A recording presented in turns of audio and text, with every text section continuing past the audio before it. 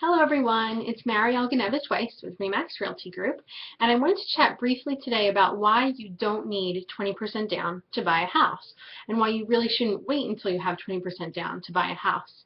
When you start thinking and talking to other people about buying a home, I know that they tend to give you unsolicited advice, and a lot of times I hear from my buyers that their family and friends are telling them that they need 20% down to buy a home.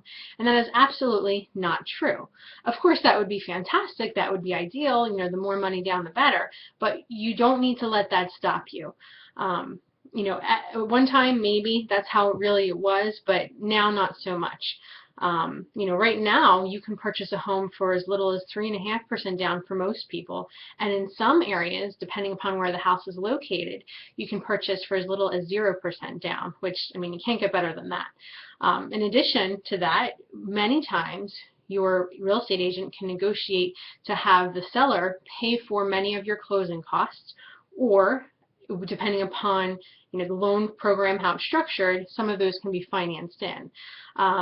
So if you're smart about your finances, you're smart about getting in touch with somebody in the beginning early on, you really can craft a plan to make it so that you can purchase a home with as little money as possible. I just had somebody buy a $200,000 house with as little as $4,000 total money out of pocket. That was down payment, closing costs, everything wrapped together. So you really don't need to have a huge chunk of money saved up.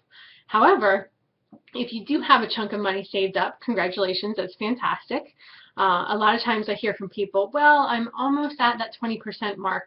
Why don't I just wait a little bit longer, wait at home for another couple years until I reach that 20% mark, and then I'll buy a house. Well, you really need to stop and take a step back and think about all of the other factors that would impact both your mortgage payment in a new home and your qualifying ability. So for example, what would happen to interest rates over those couple of years or however long it would take you to save that additional money? Right now they are on the rise. So take that into consideration too, that in the future, if interest rates are higher, you may not be able to qualify for the same price range of homes that you can qualify for now. Additionally, there are certain tax benefits you would get for being a homeowner, and depending upon your situation, it may not make sense to delay those tax benefits. I would certainly talk to an accountant about that in more detail, but that's another example. And then, of course, sometimes it's the most obvious things that we miss. Think about your happiness. Life is short, and wouldn't it be great to love where you live every day and come home to a place that you're satisfied with and proud to call home? And what would it mean by delaying that? Does that make your general mood unhappy? So, think about all those things.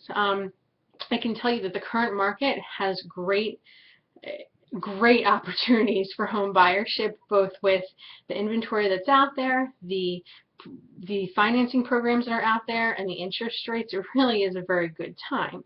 The key is really to know and understand all of your options, and of course waiting longer or saving more money is always an option to you, but you need to understand the pros and cons of each option and really get educated on your specific situation, information tailored to you.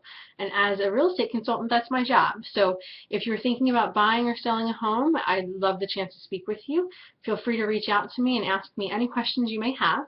And I'll hope to talk to you soon. Thanks.